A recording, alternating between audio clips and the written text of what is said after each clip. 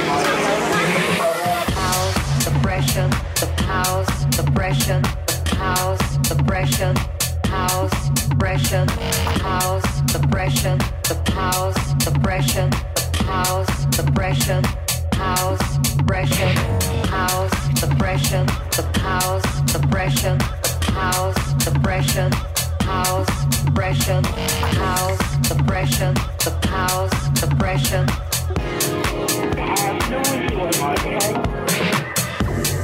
House, pressure, house, house, pressure, house, house, pressure, house, pressure, house, pressure,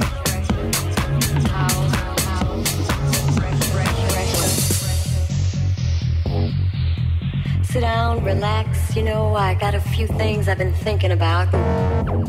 I'd like to share them with you.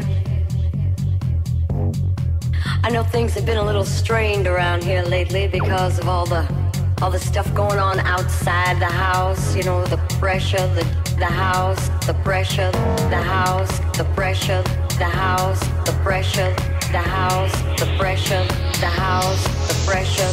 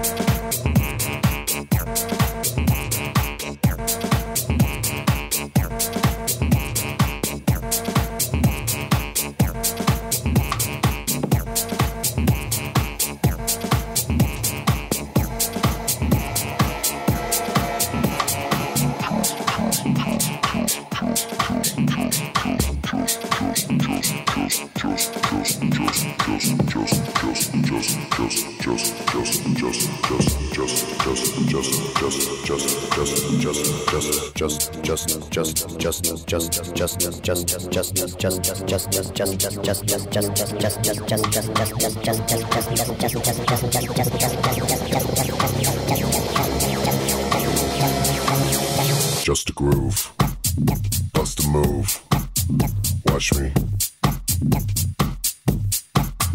Just a groove, bust a move, watch me. Watch me. Just a groove, bust a move, watch me. Just a groove, bust a move,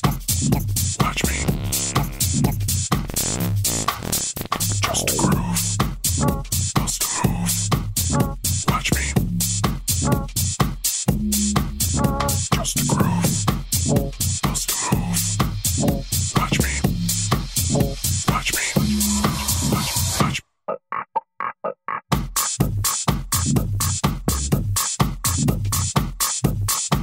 Watch me.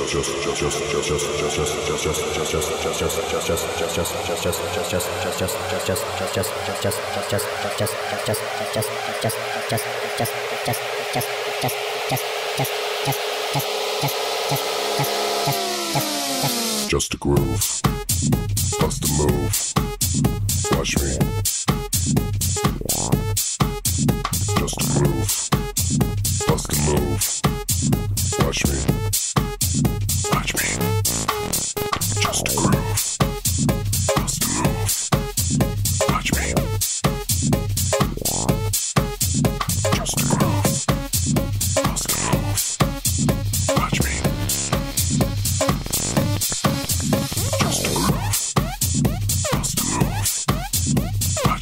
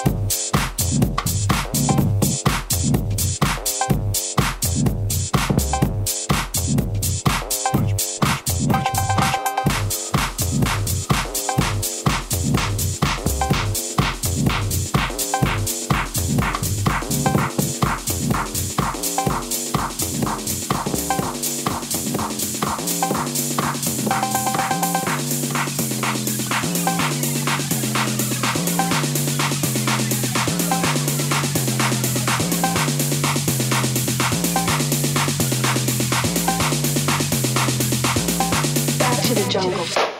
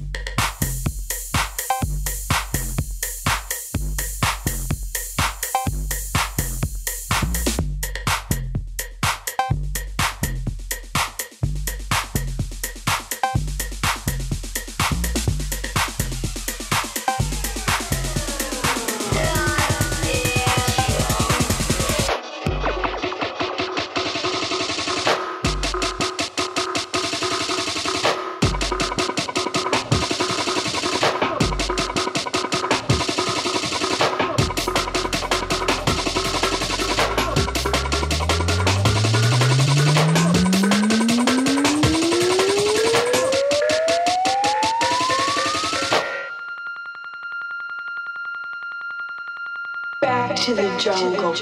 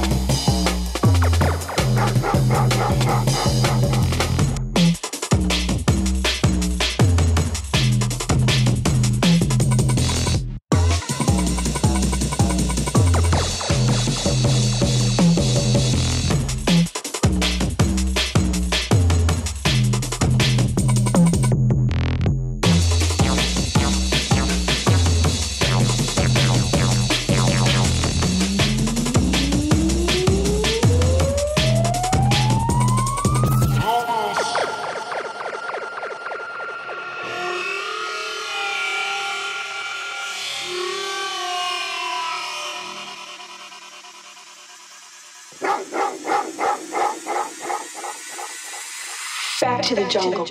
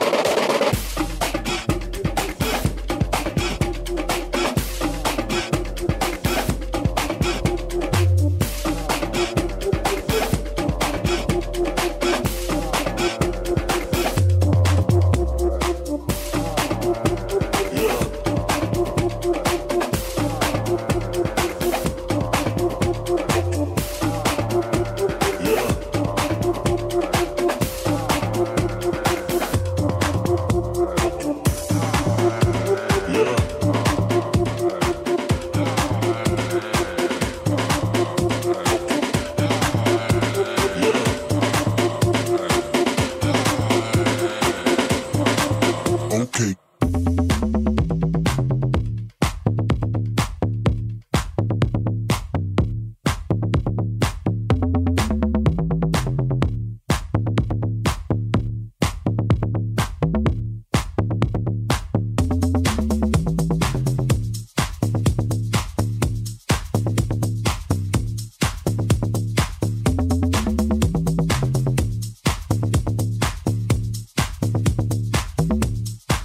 Okay. Yeah.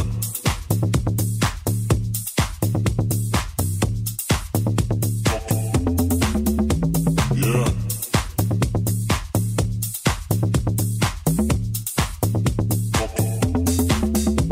Yeah.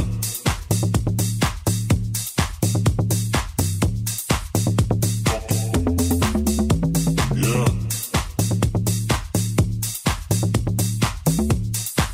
Okay.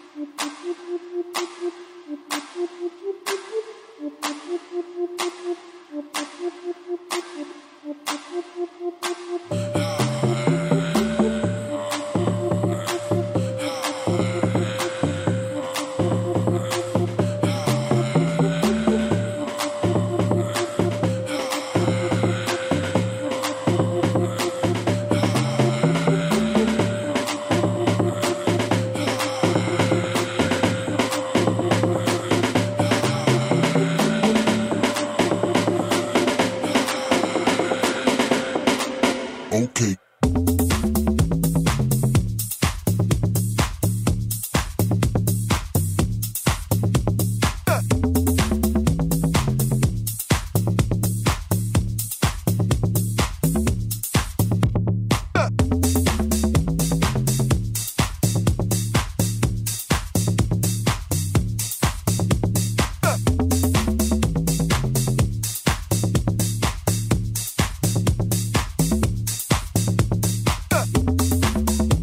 Yeah.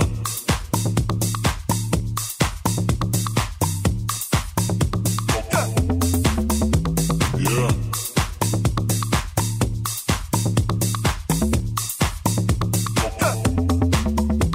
Yeah.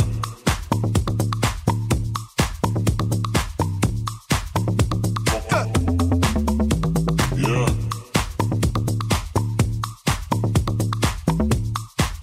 Okay.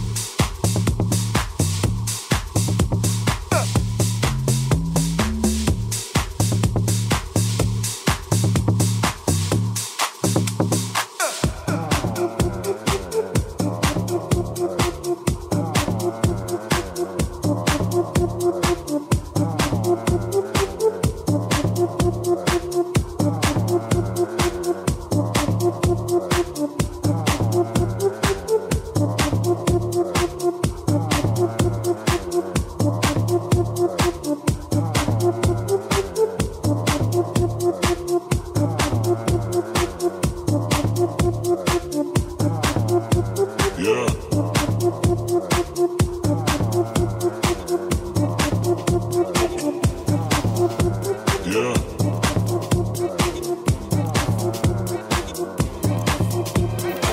Yeah. Get it right. Yeah. Get it right. Get it right. Yeah. Get it right. Fantastic. Okay.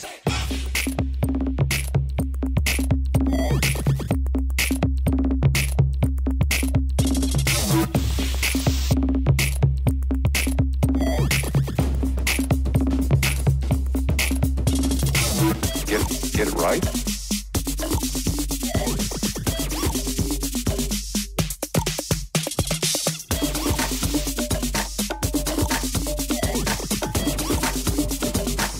Get it. Fantastic.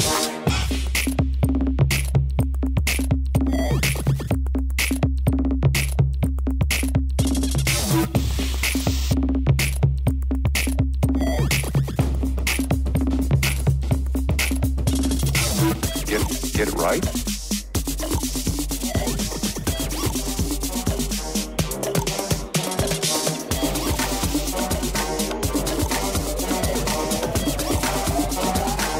Get it. Fantastic.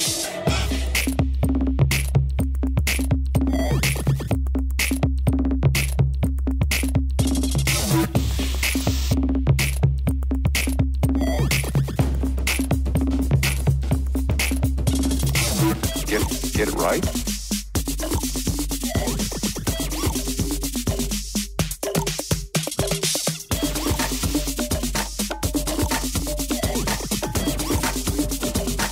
Get Fantastic. funk. Funk. Funk. Funk. Funk. Funk. Funk. Get it right. Funk. Get it right. Funk. Get it right. Funk. Get it right. Fantastic. Get it right. Get it. Fantastic. Get it right. Get it. Fantastic. Get it right. Get Fantastic.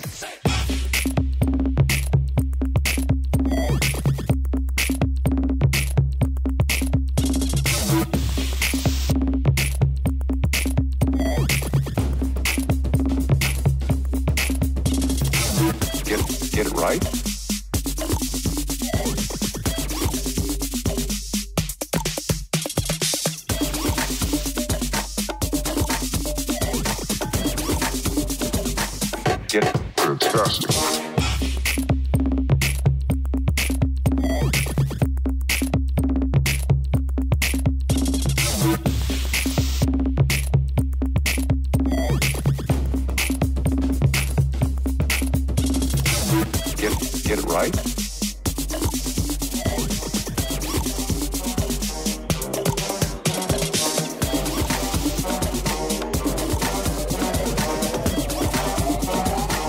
Get Fantastic.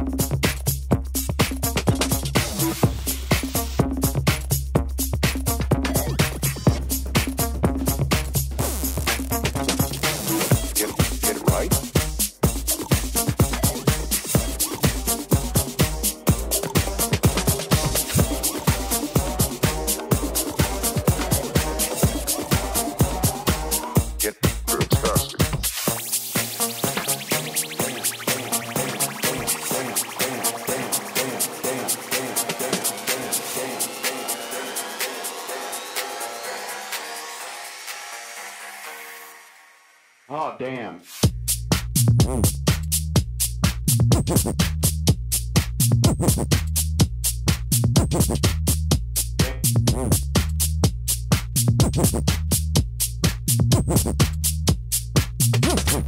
Oh, damn, man.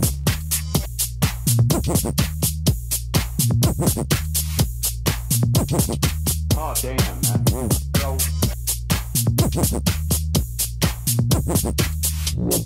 Damn. Damn.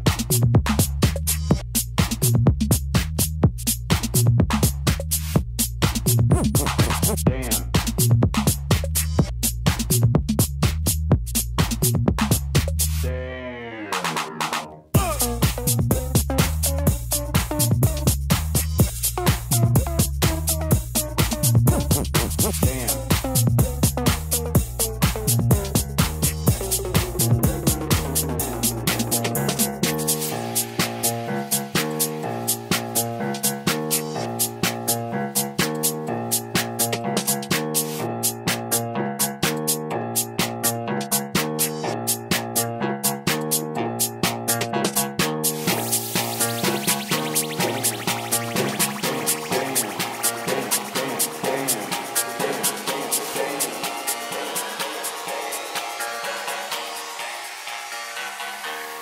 Oh,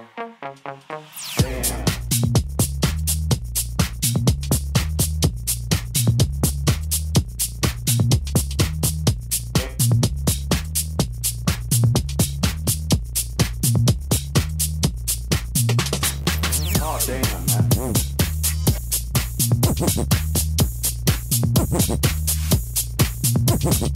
Oh, damn, man.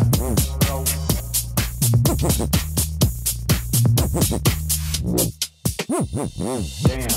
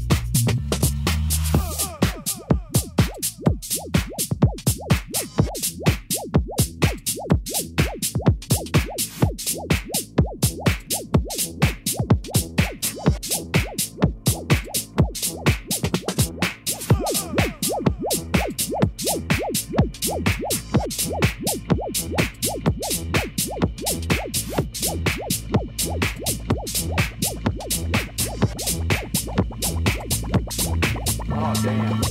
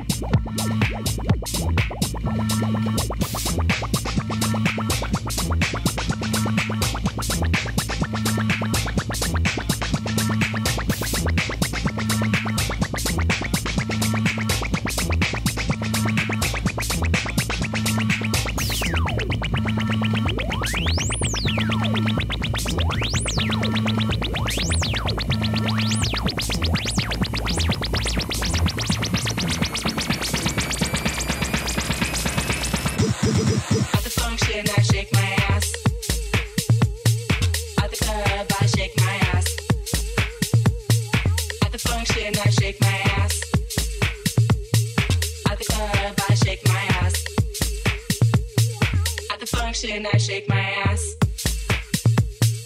At the club, I shake my ass.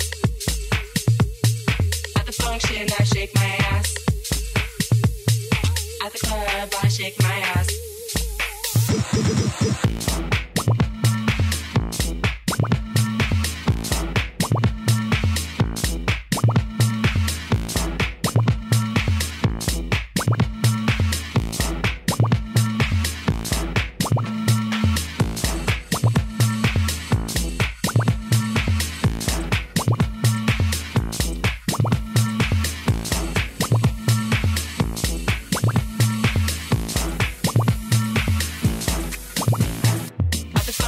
I shake my ass.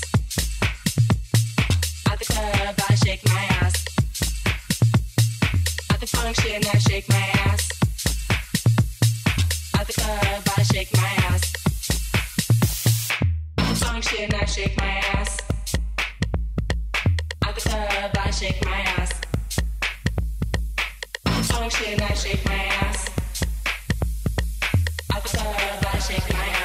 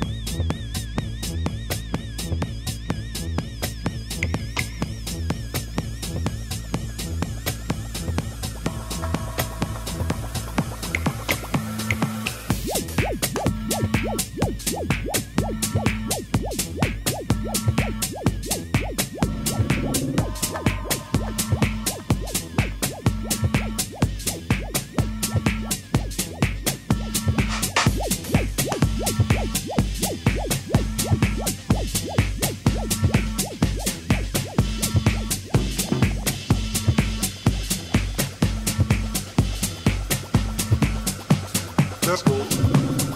6 step.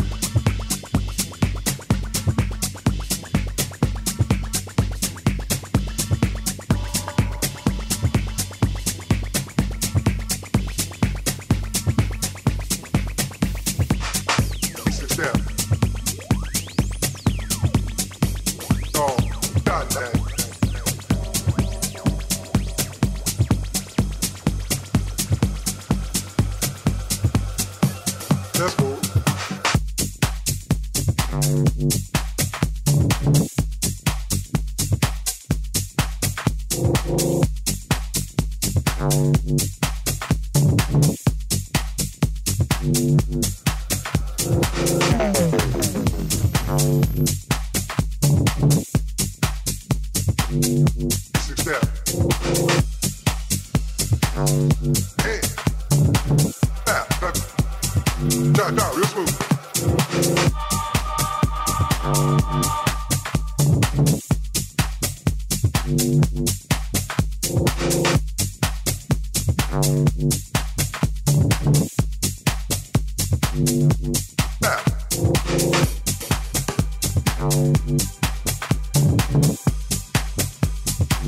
Take it like that.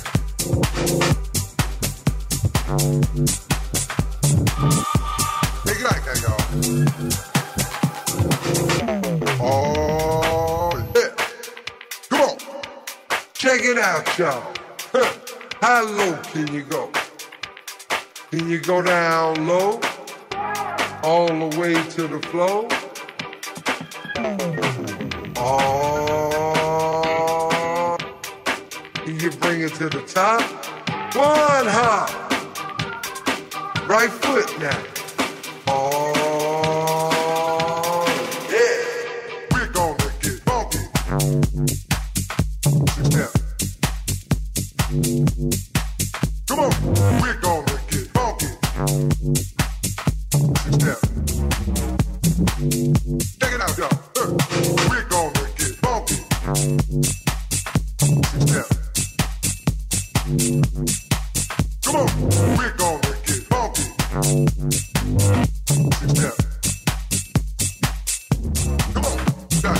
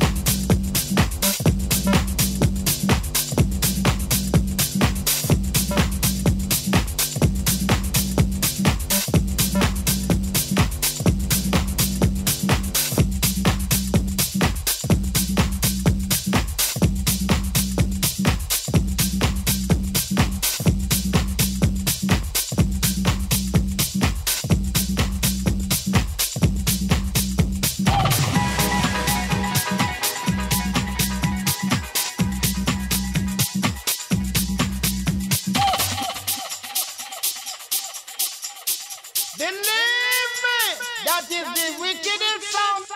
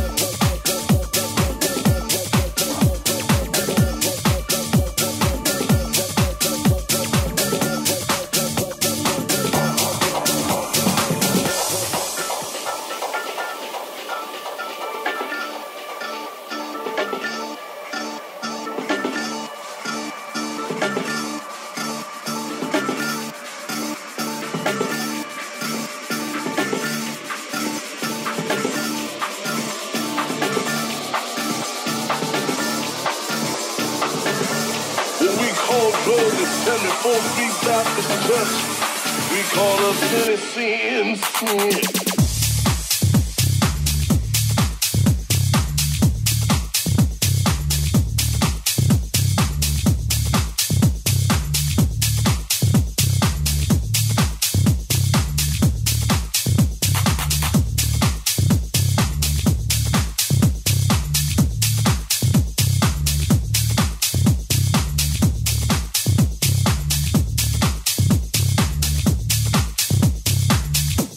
Don't lie.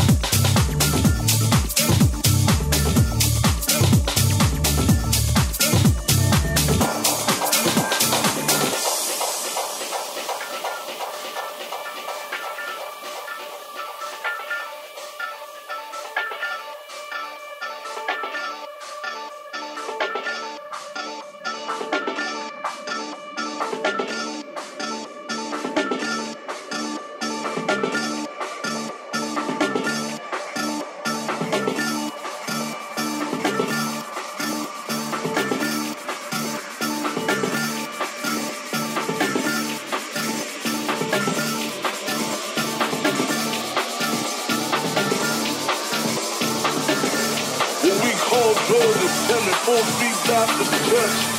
We call us citizens.